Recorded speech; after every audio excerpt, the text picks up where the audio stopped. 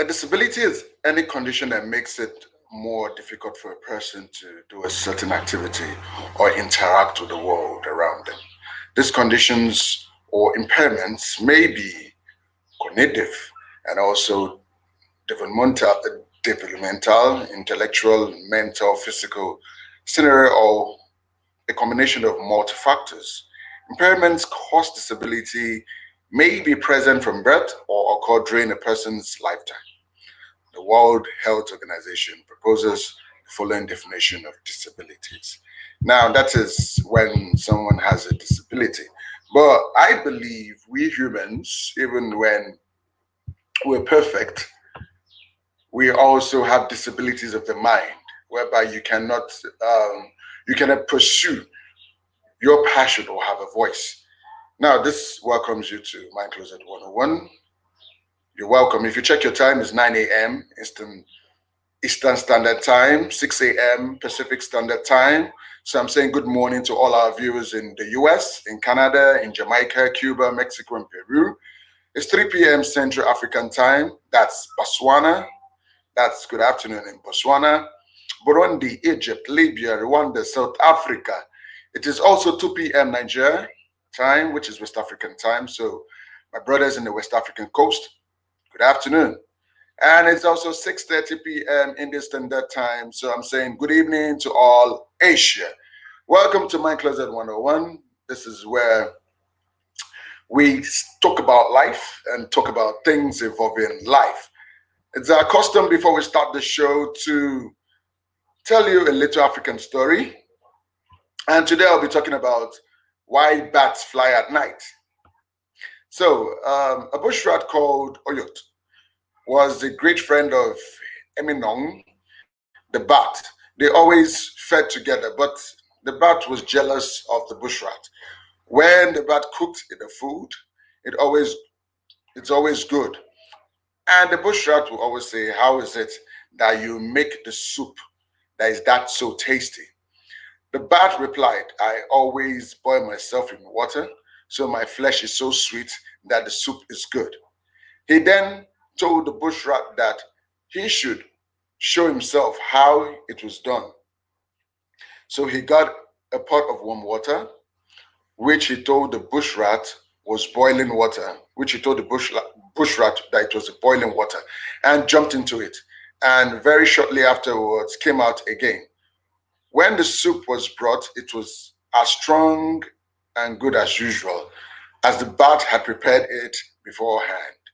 The bush rat then went home and told his wife that he was going to make good soup like the bat. He therefore told her to boil some hot water, which he did. Then, when his wife was not looking, he jumped into the pot and was soon dead.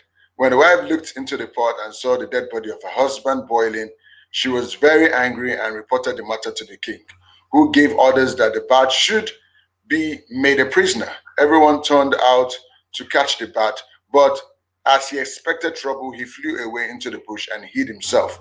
All day long, people tried to catch him, so he had to change his habits and only came out to feed when it was dark. And that is why you never see a bat during the daytime. That's the African story. Well, that's why you see bats only at night. Welcome to My Closet 101. Here, if you're perfect, be the first to cast a stone. Judge not, so you shall not be judged.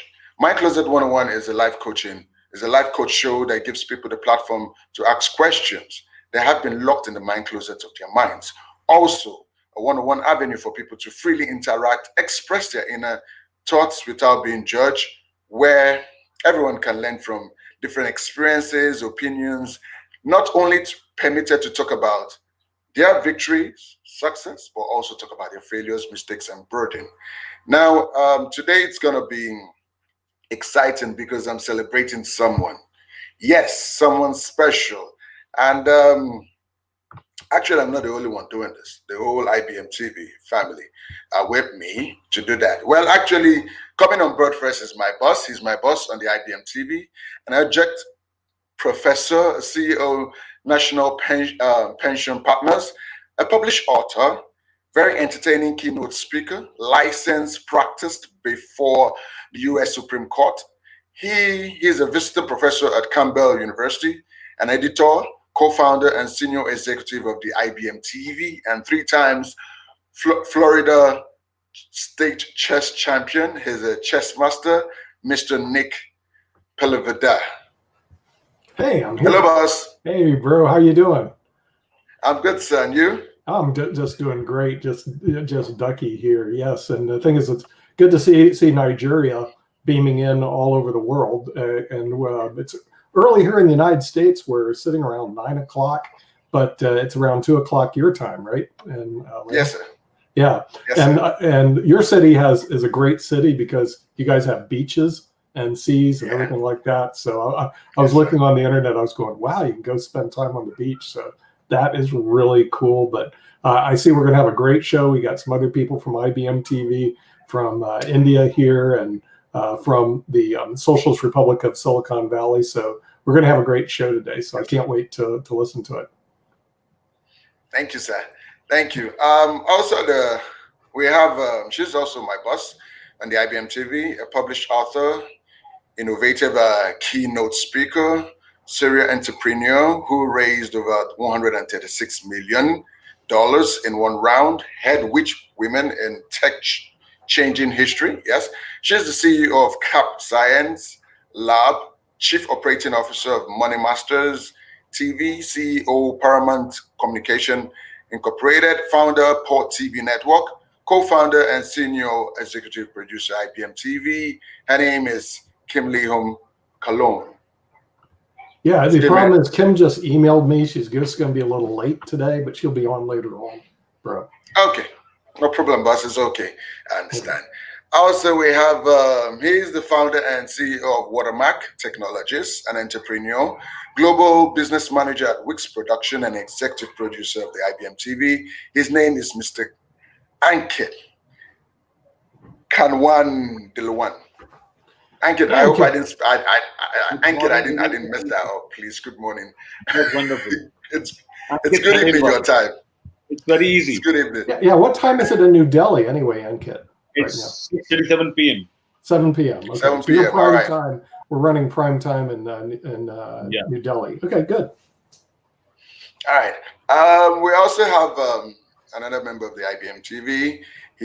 He's an American chess master, chess administrator, chess tournament organizer. He's a chess book publisher. He holds the title of Fiddle Master. He's the best known for books Chess for Dummies in 1996 and Chess Players Bible 2004, both of which have been through several editions, have been translated into 8 languages. He is a member of the policy board of the United States Chess Federation from 1996 to 1999. He has served as American Zone President of Field, the World Chess Federation from 2000 to 2002, and was a past president.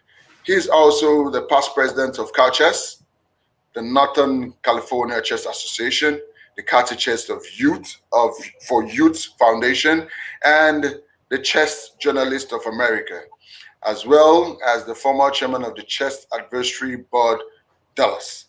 He is a former editor and publisher of both the CalChess Journal and the Golden Gate Chess News. And I was awarded Chess Educator for the Year 2016 in Dallas. In 2018, the USCF recognized him as with the award for Outstanding Career Achievement. In 2019, he started the ED Foundation, where he's the chairman and the CEO. He's also the host of Chess Without Borders that is on the IBM TV every Tuesday. Please, I kindly introduce Mr. Jim Ed. Well, hello, Jim. So much. What an introduction. My goodness. I didn't know I did all those things. I didn't know you did it either. Thank you for reminding me. Good morning, Jim. Thank you for having me on the show. I'm so grateful. Thank you for always coming when I invite you. I'm grateful to have everyone around. Well, I'm celebrating someone. She is Amazon bestseller. She's a journalist, an author, a motivational speaker, podcaster, blogger, content creator, independent consultant, a teacher, educationist, and also an entrepreneur. She has a bachelor degree in journalism and bachelor of arts in mass communication and media studies, both degrees at Ashford University. Um, Associate of Arts in Journalism at the Academy of Arts University. She has Bachelor of Education, Early Childhood Education and Teaching, and Associate degree in Elementary Education and Teaching, both at the Colorado Mountain College. She has a lot of books selling fast on the Amazon, like I Win, The View, and other inspiring books. She also has 5 podcast shows from Axe Win Podcast, Artwork from CP Podcast, just to mention a few. As a competitor in the Conan Ironman Tralin Leon, she is the CEO of her own jewelry design company. Despite she was born with cerebral paralysis, she defied the odds by achieving everything she ever wanted. She toured the country, speaking to schools and institutions to raise awareness about CP, and living a full life no matter what's holding you back. She's also an advocate of veterans across the world, and her mission is to help others with physical and mental disabilities to find their voice and passion through with through writing or spoken word as using today's technology as needed.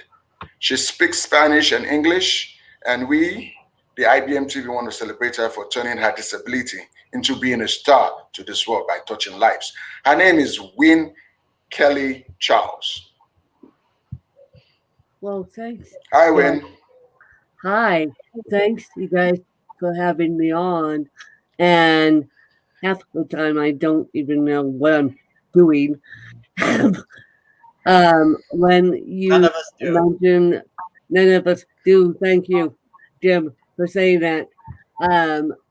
When you mentioned my intro sounds more like I am a little old speaker on the speaker circuit. But all in all, my mission is to raise awareness about a physical disability called cerebral palsy, which I acquired 33 years ago, and that's my story. I'm sticking to it. Now, you guys are welcome to ask me questions about CP, and I will do my best to answer them. I would like to Thank know you. about I'd like to know about your book, Amazon best-selling book. Yes, I've been very lucky enough to have an Amazon best-selling book, and that was actually my original book. I come when I say my original book, I have published 11 books and in total, and I was extremely lucky when I win launched. I was able. It hit number one 24 hours after it was published, so I was able to leverage that, and a lot of people know me for that original book. They don't know me necessarily for my novels. They know me for that original book, and that's the catalyst that started all of this monkey business called content creation. And I am lucky enough to quit my teaching job to be a full-time content creator to inspire people all around the world based upon a condition that they might not know about. Mm-hmm. And what city are you in? Where do you live? I am located in beautiful but yet shut down for the time being Aspen, Colorado. Oh, Colorado. Aspen, very nice. famous Yes, Aspen. right. Famous Aspen, snow skiers. Right. Yeah, exactly. Yeah. But So how did you run into Bro? Because he's in Laos, Nigeria, and you're in Aspen, Colorado. It's not like you're I neighbors. How'd you run into this guy? I just ran into him because I put a call out in one of the podcasting groups that I'm in for myself, and he reached out to me and said, "Do you want to come on?" I said, "Sure." I agreed to this at 7 a.m. my time. Yeah. So here we are. Yeah, it's in the morning over there. So okay, so you do podcast. Tell me a little about the podcast that you do. The main podcast that I do that I'm well known for enough is Ask Win. Ask Win is a interview show, and then I do the artwork of CP, aka the artwork of cerebral palsy, all about cerebral palsy with my girlfriend, and then I do the amazing voices of teachers, which is all about the my previous profession before I transferred into journalism, and it's all about the amazing voices of teachers and how difficult teaching can be. And so that show right now is a little bit on hiatus because I'm actually obtaining a journalism degree, as Rose said. And so I am actually concentrating on my journalism degree rather than my podcast, but the one I'm still keeping going is Ask Win. Okay. Okay. So Yeah, Wayne, thank you for joining us. And I've been through your podcast as well, and still reading one of your books. Can you tell us about your drill design company? Well, that was before I gave it up all for writing. I gave up my jewelry design company, my artwork company in 2010 when I transferred it all into the art of writing books and public speaking. And so my art is still floating around. You can Google my name and slash artwork and then see my artwork. But for a while there I was doing digital arts, and that's how I did the jewelry. I put my artwork on jewelry, so to say, and then I gave that all up for writing in the spoken word and journalism. Wow. Wow. So I can't believe all that you have accomplished. And I do have a couple of questions. Did Bro during his introduction of you talk about a triathlon? Oh yes, he did. Yeah. Oh yes, he did. I and I don't talk about that very much, but here we are. I happen to be a competitor in the Kona Ironman. I happen to be the only woman with cerebral palsy to do the Kona Ironman, and the reason why they make such a big deal of the Kona Ironman is because even though it's Olympic distance triathlon, it's where they place it. It's where they have it. I mean, I was racing at the time with top level triathletes, and how I got presented this opportunity was that my teammate, who happened to be my cousin, calls me one day, and I'm sitting in my office Will were doing this interview this morning, and she goes, I have a surprise for you. I have a surprise for you.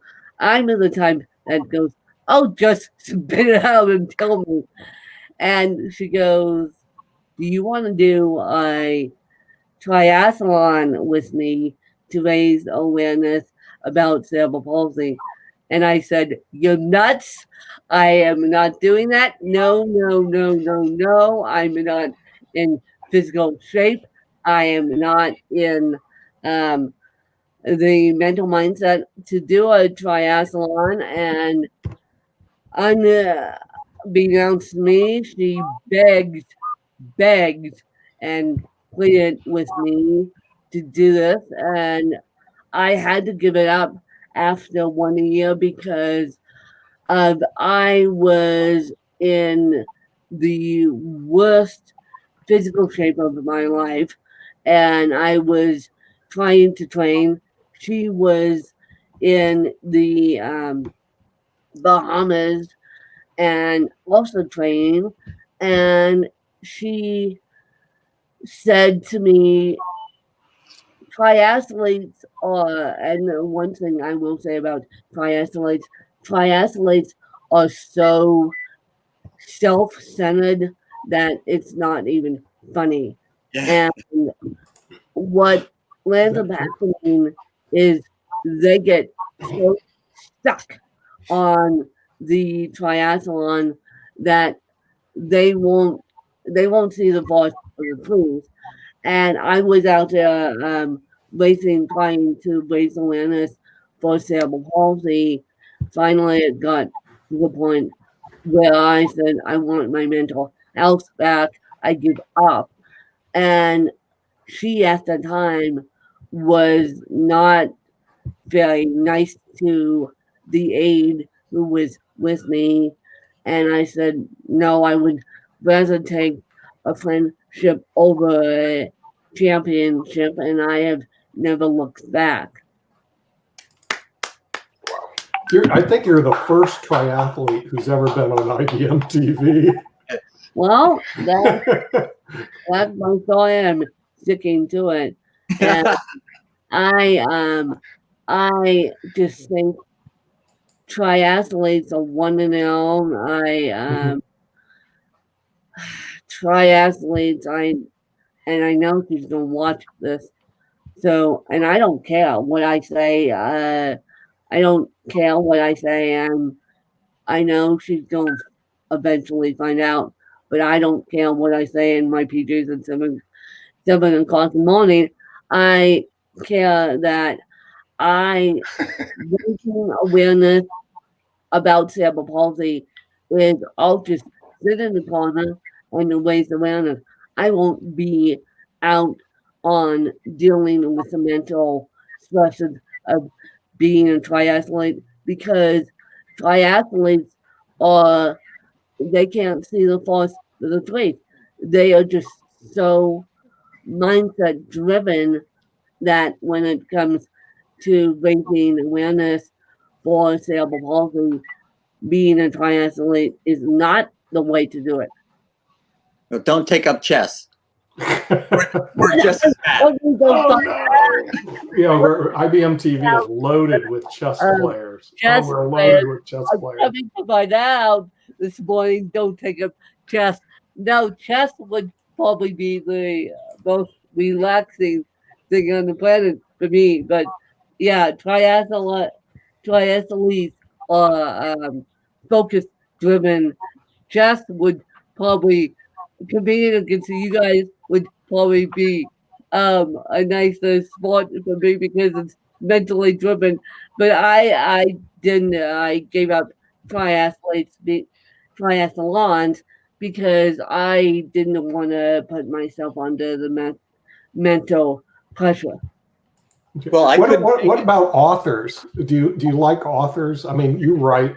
I know you hang around journalists. Do you like authors? I like authors. Do I like authors? Yes, I like authors. I tried to write a book about my journey as a triathlete, but my teammate wouldn't when to let that happen. And of course, I'm still trying to write this book, but it's about 11 years later now that I'm still trying to write this book. But my teammate won't let that happen because she wants to win, quote unquote, win a race, no pun intended, with me. And it's like, that chance, you're not getting me back on the circuit. If I do it again, it will have to be a different teammate. On your terms. Yeah, and you notice that some people at IBM TV like books, Yes, and Yeah. some of them write Some like books. gold. Some like What? gold. Some Yes. like gold. True.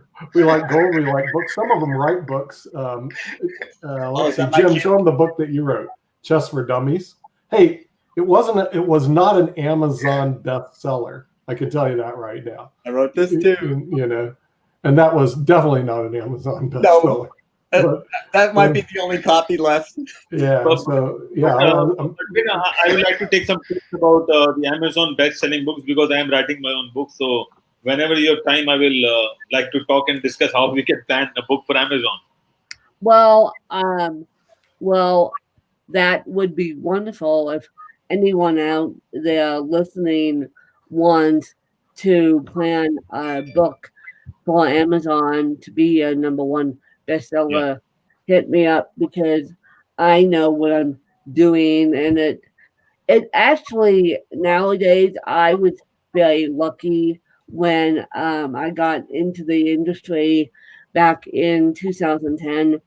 Nowadays it's a little bit trickier, but with my network and with the ways I do it, I would be it would be my great honor to teach you guys how to do a book and launch it to #1. I've actually been involved in a couple compilations that have um, have become Amazon bestsellers. Two of them I didn't get credit on, but the one I did get the credit on, I win. I'm very lucky enough to say. And the thing I will tell you right now, live, is that you have to build the fan base before you write the book. Okay. You can't necessarily write the book and then say to all your friends, "I wrote the book." Yeah. Just build the fan base before you write the book. mhm. That's Okay. a great advice. But that is good advice. Have you thought of publishing the books in different languages, like Jim did it in multiple languages? Have you thought of doing your own book in like maybe Spanish or Hindi or maybe German, Chinese?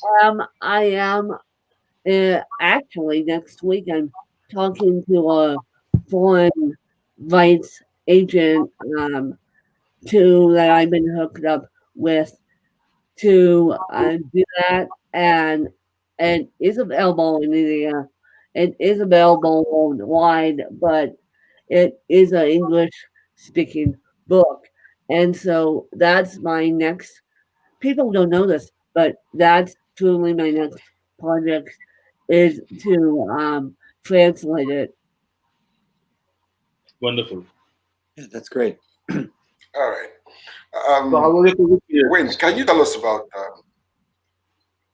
Can you tell us more about CP? Cerebral palsy. CP sample molding? Yes. Okay, so CP sample molding. CP is a lack of oxygen injury at birth, and how I acquired it. We believe that they screwed up somehow on the amniocentesis. Um, when my mother had the amniocentesis with me, they hit the sac in the wrong way, and then that just sent my mom's womb into a tailspin. But I got CP because of lack of oxygen at birth, and so Yeah. Okay. That's interesting to me because. Oh, go ahead, bro. Oh, no, you go ahead. I thought you wanted to ask a question. Well, yeah, because I was getting a little, when we were talking about something at birth, I'm one of those guys who's squeamish. So, I hate even picturing the thing, but you weren't aware of it either at the time. So, you had to develop the awareness of what happened to you and what your disability meant to you. How did that happen? How did you go through that? Well, I was lucky enough, Jim, to be raised um, completely able-bodied. I was lucky enough to go to a private school and have all my able-bodied classmates, and of course, I had a stubborn streak back then. I've been told. I, No. and the story was only presented to me last night.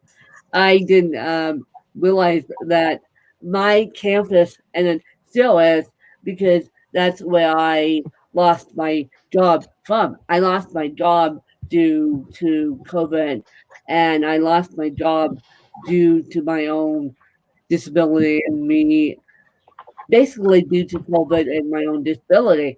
But my campus was not handicapped accessible at all, and not handicapped accessible at all. And God knows I fought with them to make it handicapped accessible, but they didn't listen to me. And so um, the story goes, I now remember winter. It's winter when this story happened. I'm standing in my walker. And a walker is a assistive device that I still use to this day. For a while there, I was off of it, but now I'm back on it.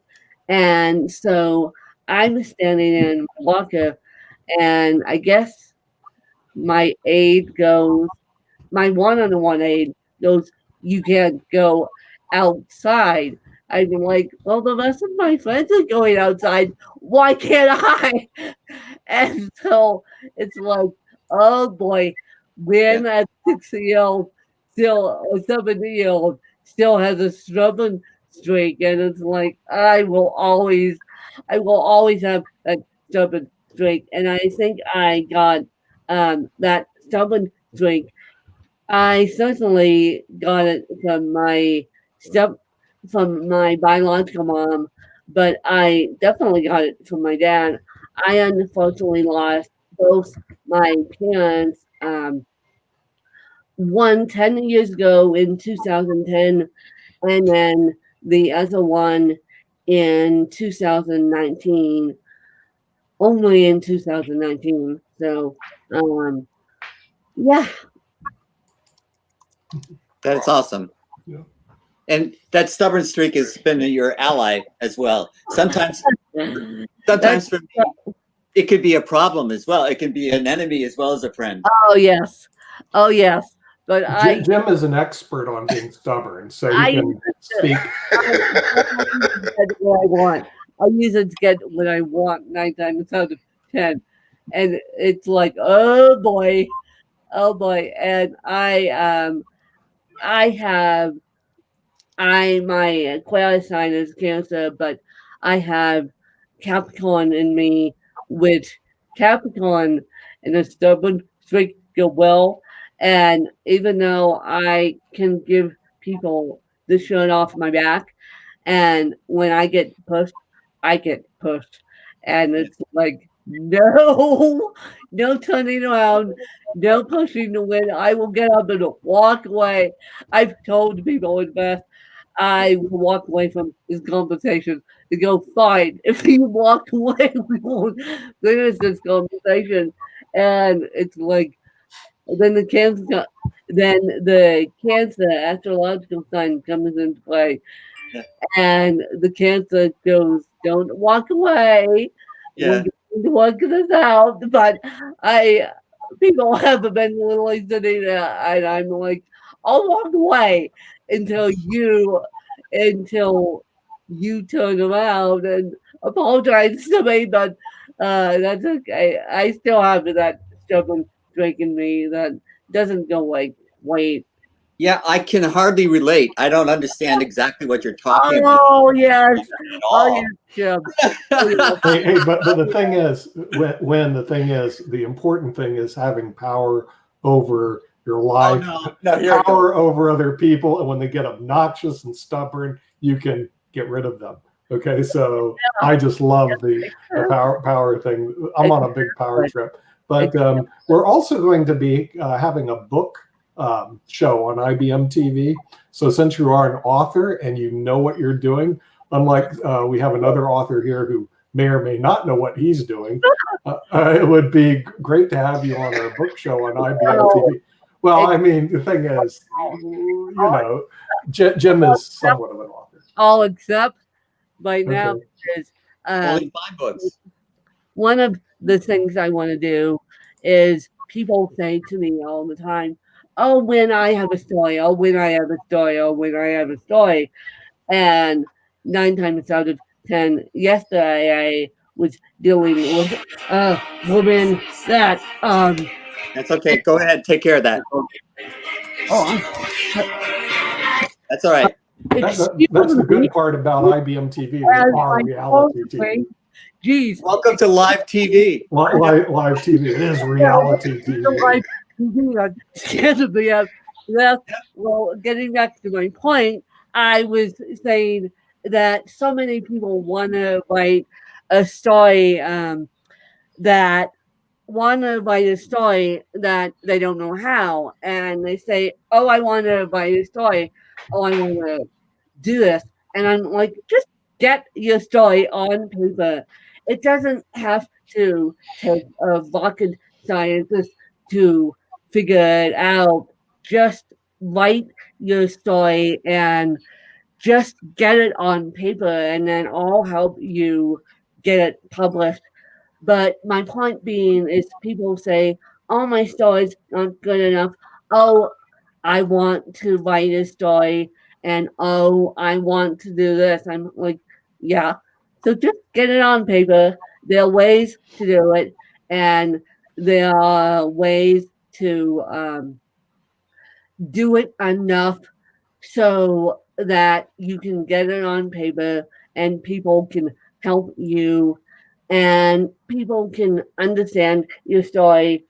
There's so many speech dictations out there right now that on the IBM side and on the Apple side that you can type away and speak to a computer. Yeah, I think the thing is, I'm really impressed that you were #1 on Amazon.com, Amazon in your book. I believe Jim got a participation award. Honorable mention. Honorable mention. Yeah. Honorable mention or something like that, or a participation award, or totally. One of my books did. The other 4, nothing. He tries to write books about chess, okay, and it's not like people are just flocking to buy a chess book. I've only known you for half an hour, but I already know that I better stay on your good side. So I'm a little bit anxious, but I'm going to ask you a question. Do you ever get upset when people say, "Oh my goodness, you have done so much for someone with your condition"? Oh yes. Yeah. Oh yes. That truly makes me angry. That truly makes me angry. The other day I got, "Oh, I'm sorry you have that condition. Oh, I'm sorry you got abused by your stepmom."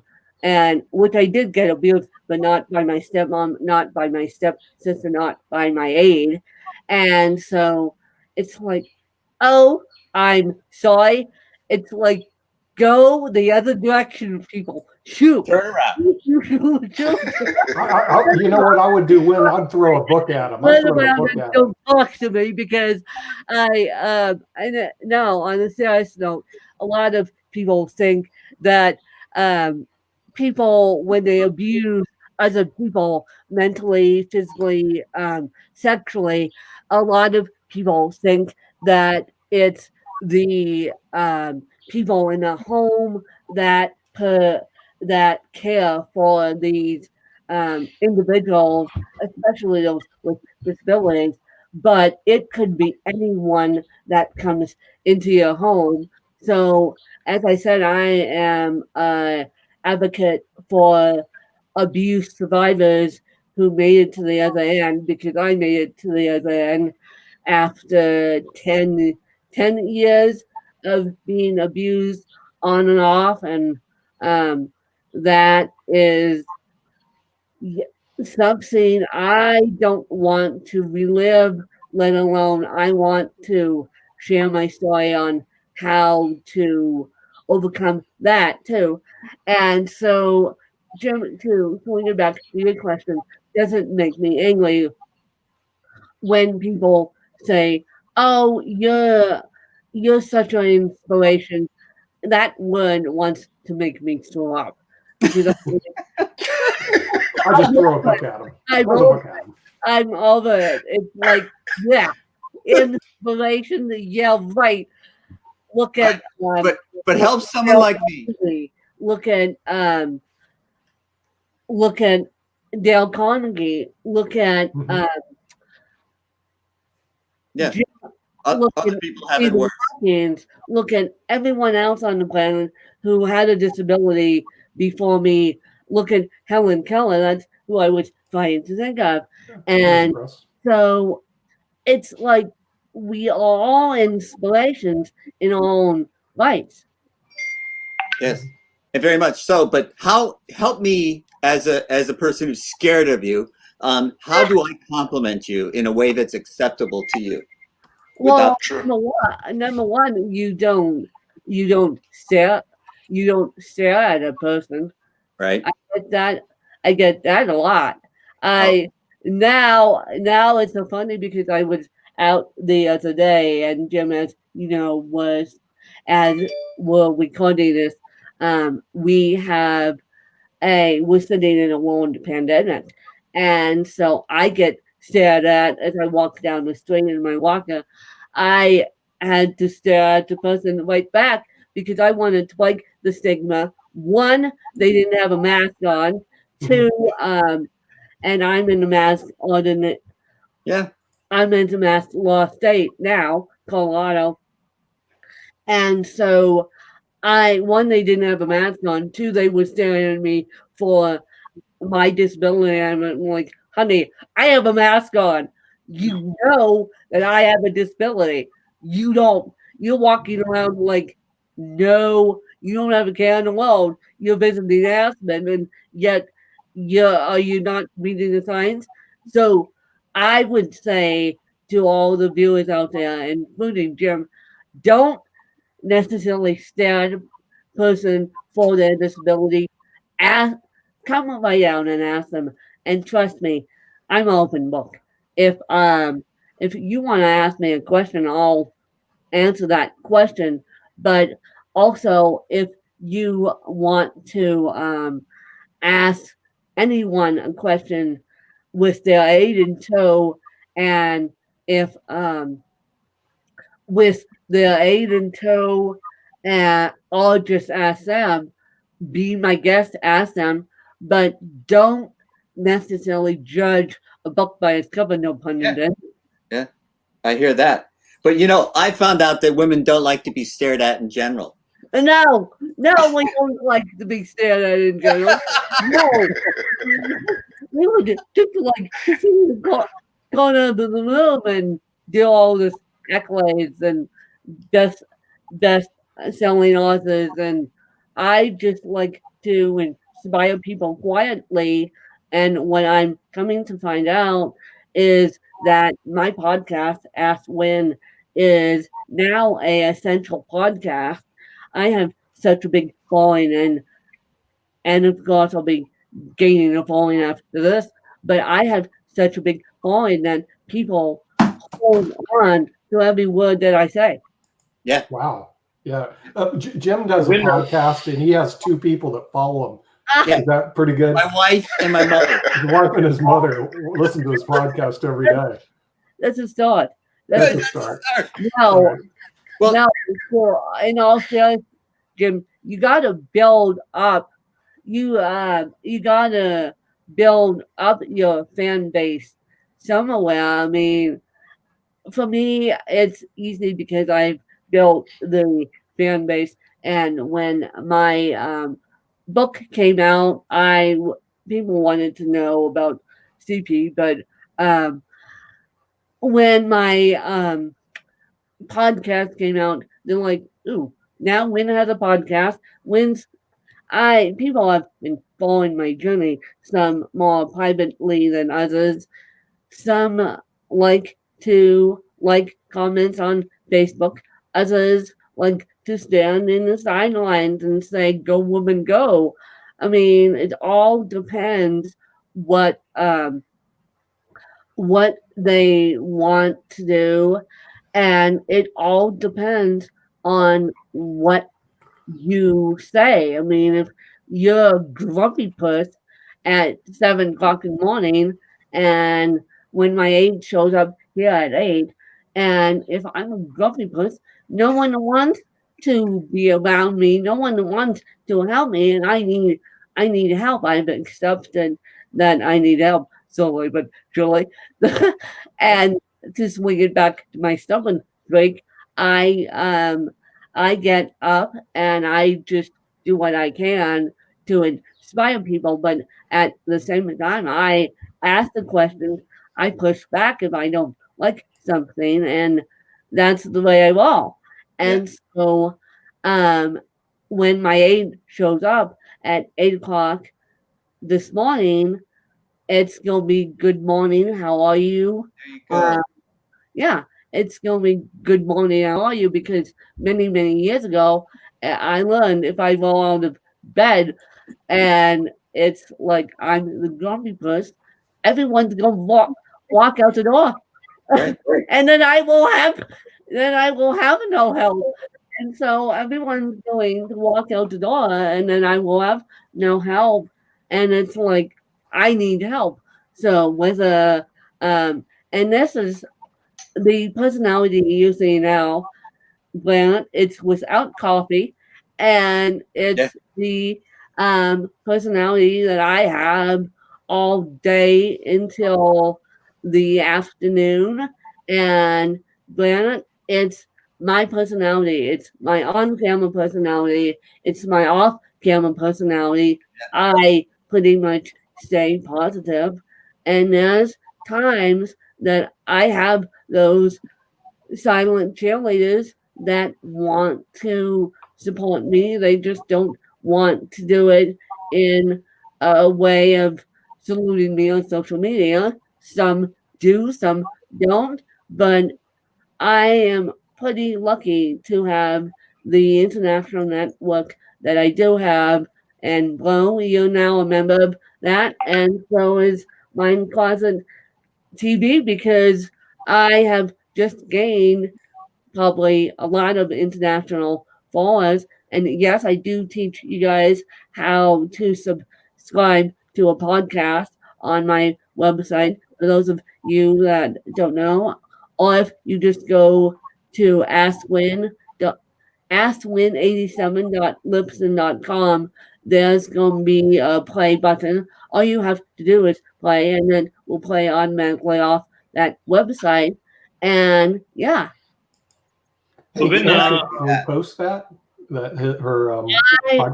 yeah, we can I post that. I just need the correct spellings. But when a lot of our viewers would like to see you on IBM TV, if you can, if you can host your shows on IBM TV, that would be great. I would love. Let's actually talk about that. I would love to collaborate with you guys on doing something on IBM TV. But I think nowadays, since the internet is so wonky, it's easier for me to do it podcast style because quite frankly it's audio, and with the internet being so wonky because everyone's using it and homeschooling and doing every which way on it. Um, and this is what I've discovered with YouTube too. YouTube will go down in 2 seconds flat, whereas a Yeah. podcast you can listen to it and multitask. That's Yeah. why I gave up. Quite frankly, that's why I gave up the on-camera weekly TV shows because people were telling me I want to listen to you, and your guest, I just can't listen to you on YouTube. I just can't listen to you live. I really can't. I So, really Vin, the don't worry about that basically because we have a technology where we can, won't show your video. We can just use some pictures and do yeah. the podcast. That could be a video and audio podcast based on the viewers' requirement. And if you talk about IBM TV, it's worldwide television. We broadcast to more than 100 countries. So that's what we do on IBM. And then we don't have any interference of doing this or that show. We are ready to do all kinds of shows for our viewers around the world. It's just that it should be away from heavy politics, religion, and pornography and all those stuff. But apart from that, we are happy to do that in multilingual and multi-demographic, multi-time zone based on your availability because our viewers are live as well as recorded. So that's what live and recorded. And you can do both. that, You can actually do both. In other words, you can do pod TV and podcasting. I stay away from politics anyway. Good. Yeah. Good for you. But Be with you. then I say I hate to get in politics, and when I do, they're like, okay, mild politics here, and I stay away from politics. I know better than that to keep my subscribers happy because I am the type that doesn't want to go into politics. Trust me, and I am the type that doesn't want to go into religion either, and Yeah. so I stay away from all that. It's the teacher in me that wants Yeah. to keep it clean. It's the teacher in me that wants to keep it clean from my own old profession. And when I say old profession, it's old, but I still have the philosophies of teaching. And one of the philosophies I've learned from teaching is just in case the teacher plays it in her classroom, we don't want kids to be going home and join that conversation. No way, no way, no how. So I do keep it clean. But yes, I would love to collaborate with IMTV and IBM TV, and we'll just see how it works. But Ankit, you got to keep your recruitment off of Bro's show here. You know, I you go to Pro Show and then we recruit him over to IBM TV. Yeah, and he'll take over. He'll just talk to you about, yeah, we could do this for you. We could do that for you. So do it on somebody else's show. But I got to ask you, your teaching was mostly towards younger people. Is that correct? Am I right in that? No, it spans the whole age bracket. It spans young people, it spans middle age, it spans old. I just want to empower the next generation listening. I just want to empower everyone to the point where they can have a better understanding of disability. Because I was going to ask you if there's someone who is my age but hasn't grown up, if you could help me. Oh yes. Now that Really? now that I can, because what I've come to find out is that even though cerebral palsy is a child's disability, adults don't know how to react to it, little kids. So I am here to just inspire everyone on the planet who listens to me, everyone on the planet that that wants to get a deeper understanding of what cerebral actually is. Right. And so I don't stare at you. I Uh, don't say poor you. You Nope, don't feel sorry for you. nope. What else do you want me to do?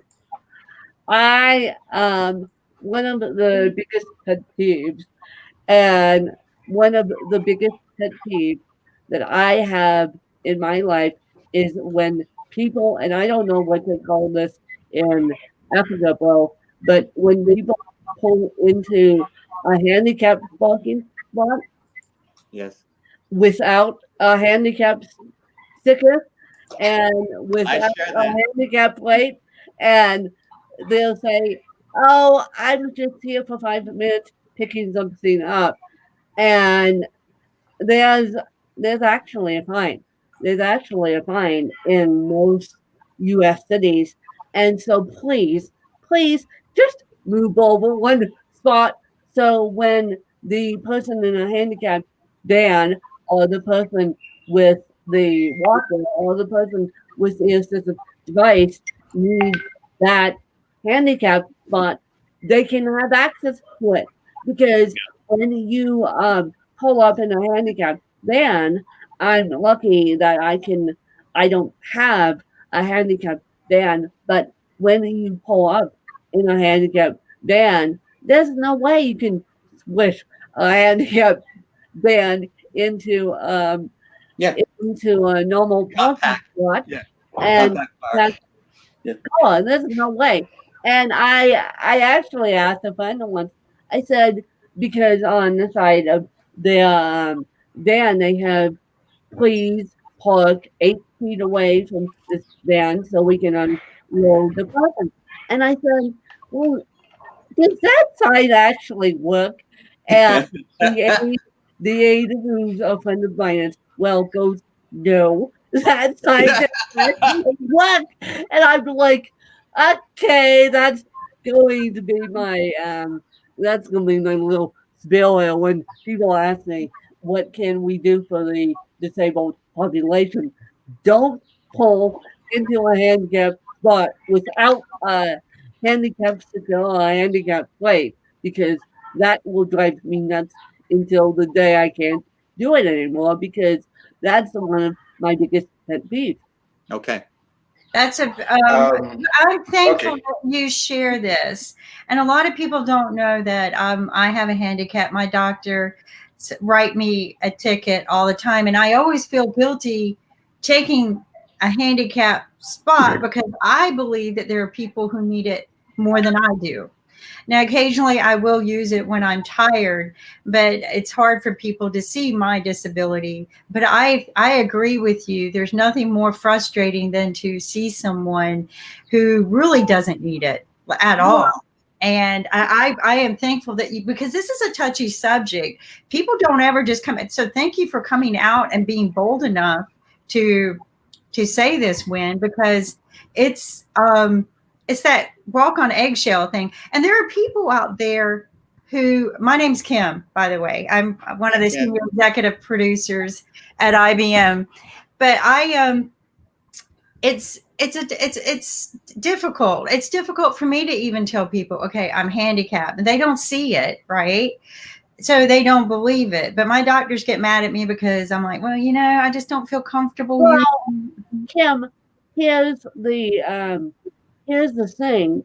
You can put and people, you can put a note in your car, and I know you have the blue package because of you're in the States, and so you can put a note in your car. And what I've had people do is people have been bold enough, primarily my dad was bold enough to write notes on people's cars and very good. say, don't use this handicap spot. But I've had people learn the lesson the hard way of using a handicap spot and getting yelled at. But I've also seen the other end of it where people had to pay a fine, and Yeah.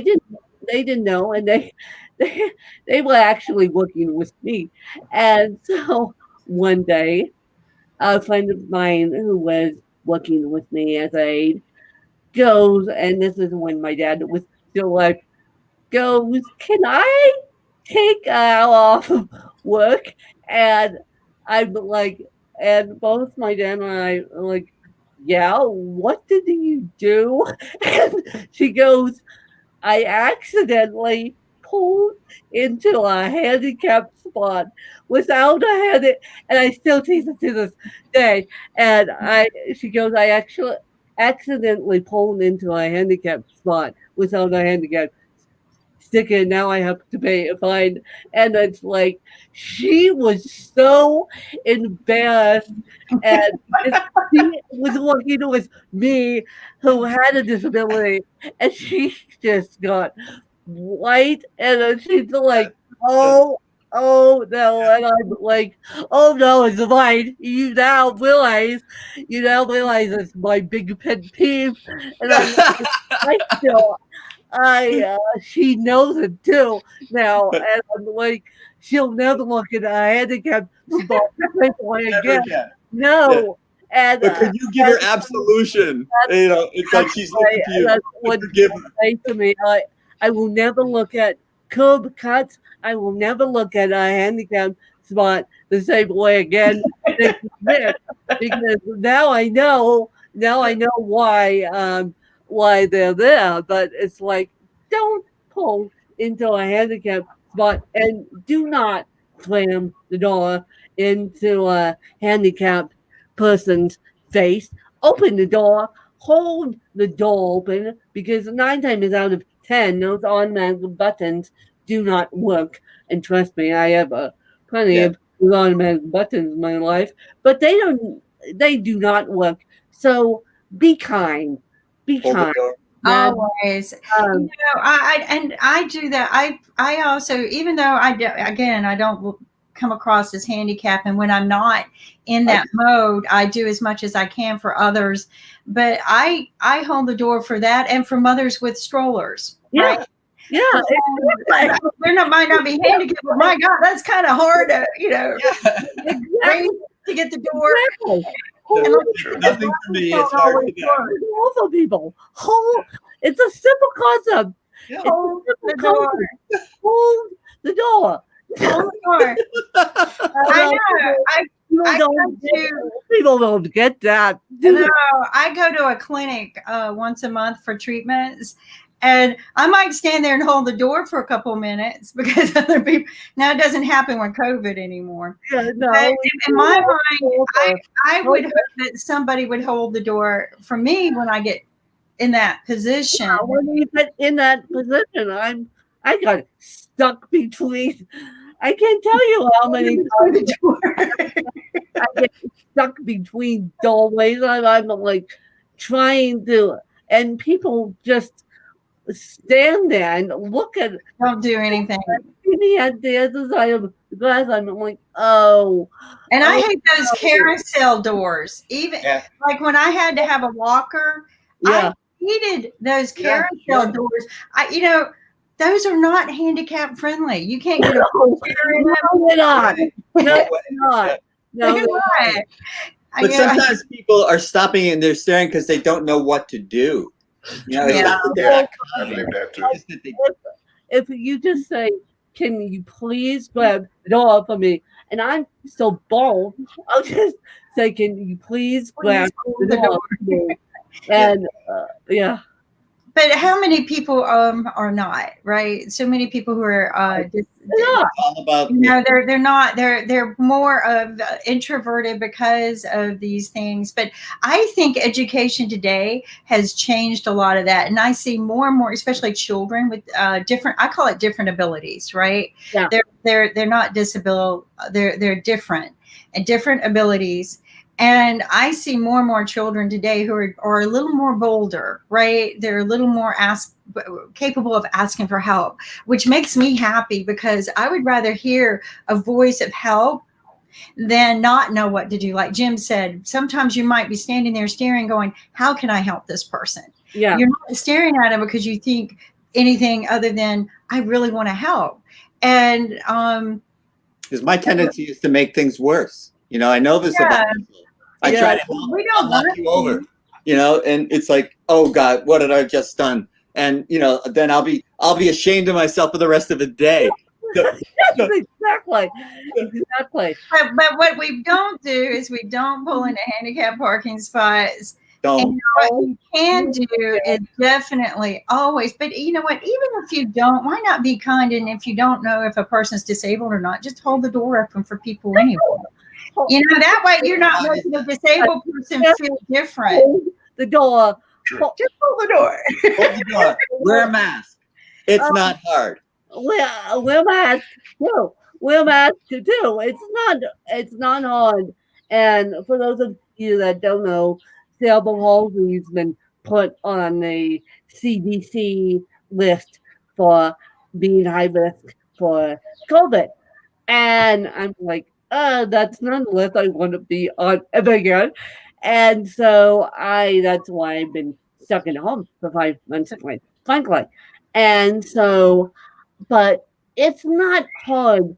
And and one thing to Jim's point before we all get out of here because I gotta go.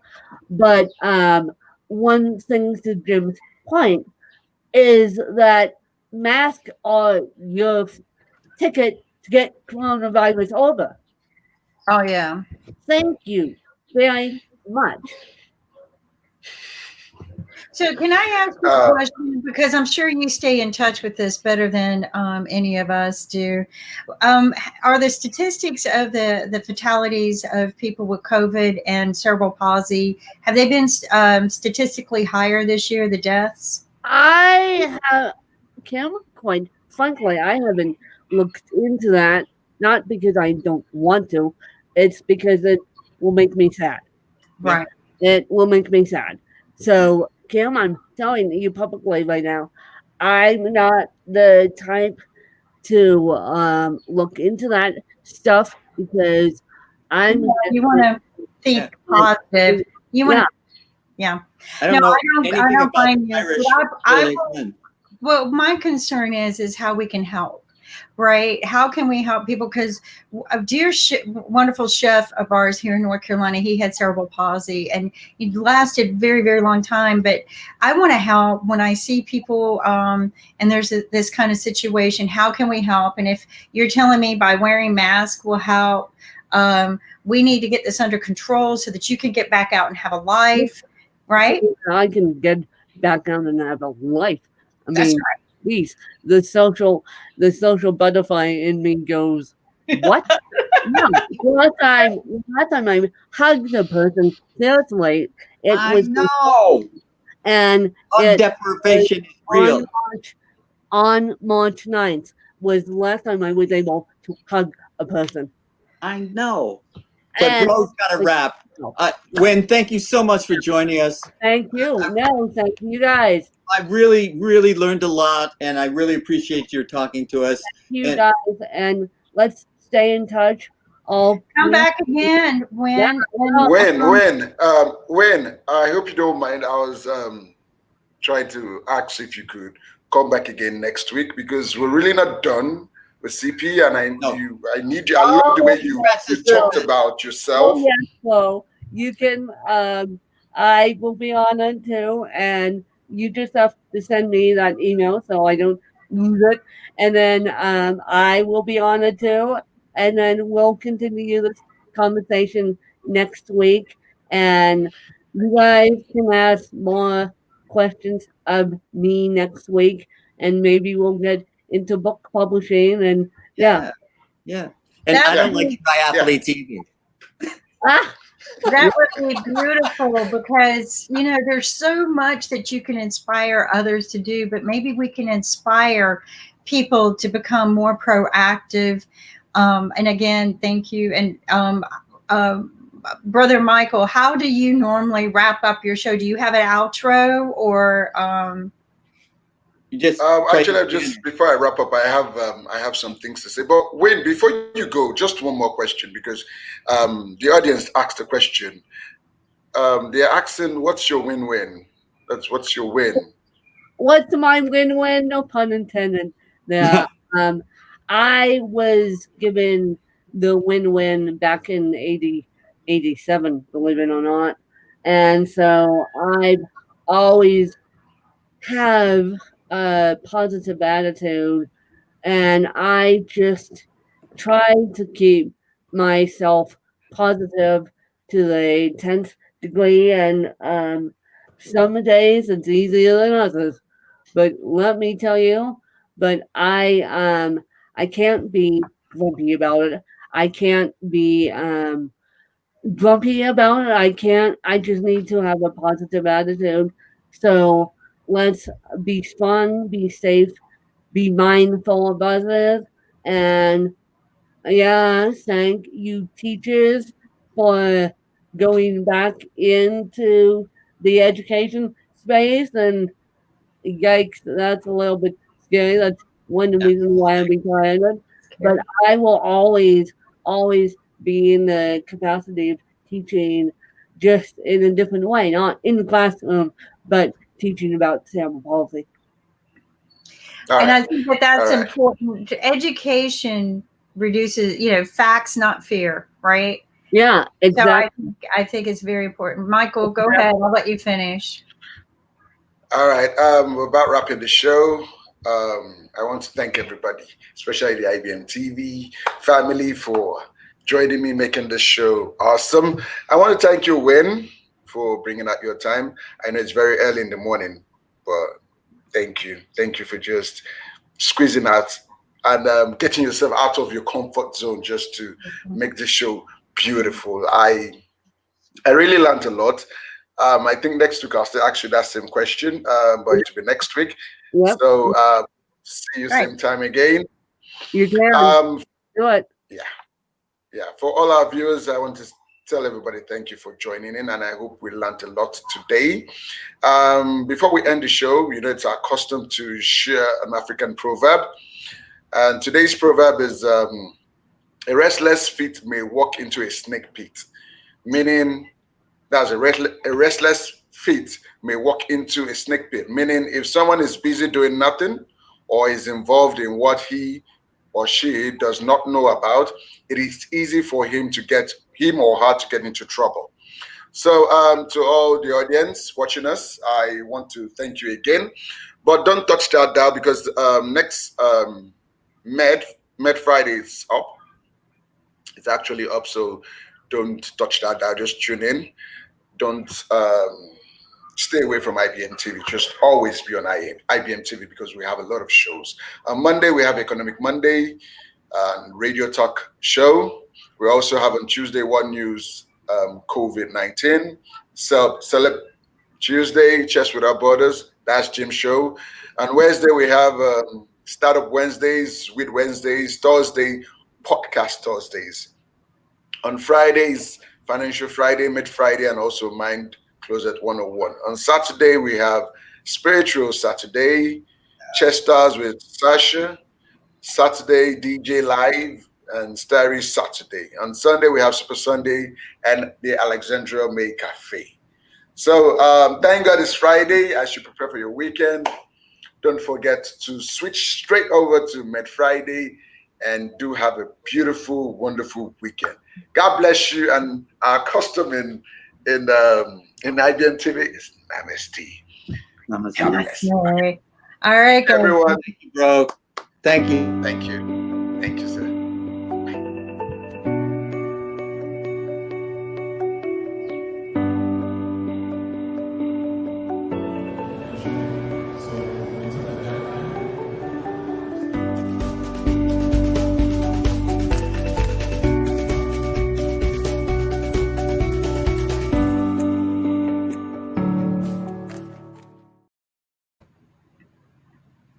Hello, Kim. Yeah, you were saying.